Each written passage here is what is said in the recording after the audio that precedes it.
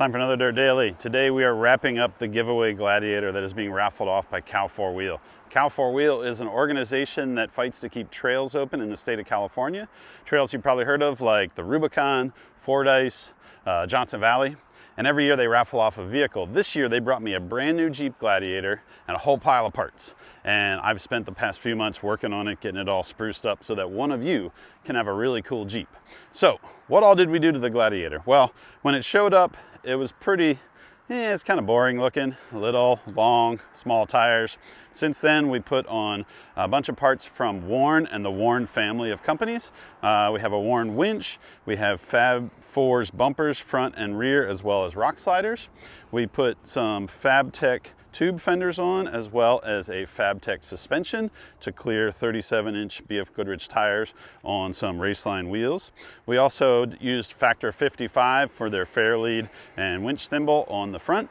In addition to that, we put some parts on from Baja Design, some off-road lights, as well as Tuffy security components in the bed, as well as inside underneath the back seat, and in the center console there's lock boxes so you can lock all your stuff up if you take the top off.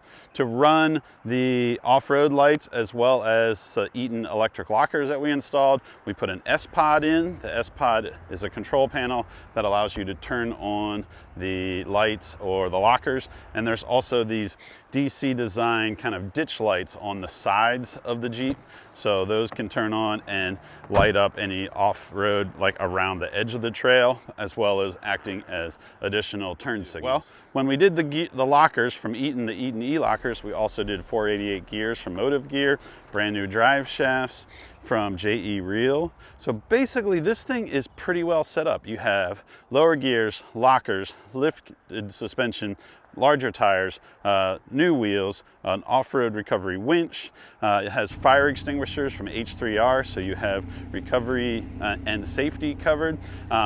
To run with the bigger tires and the lower gears, we used a Taser programmer, which allowed you to change the settings inside the computer so that the computer doesn't act up when it sees larger tires and lower gears in the differentials.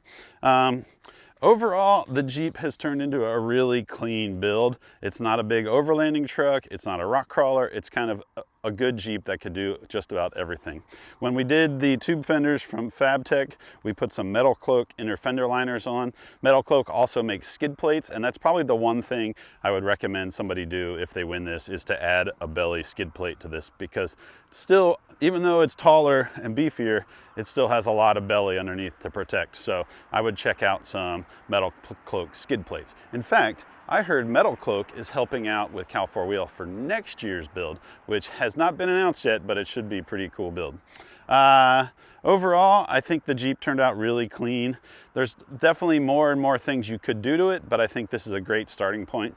In addition to winning this Jeep, if you get your raffle ticket drawn in the drawing in February, you could also win a spot on a Jeep Jamboree USA trip. Jeep Jamboree does trips all over America, and you could pick one out wherever you live and take your brand new Gladiator and go run some trails. From mild to wild, they offer a whole bunch of different options. So if you're new to this, or if you've been four-wheeling for a while, this vehicle should be able to take you on some fun adventures in the next year. So that's it for this Dirt Daily. Thank you guys for watching. Thanks for supporting the channel. And thank you for supporting Cal 4 Wheel.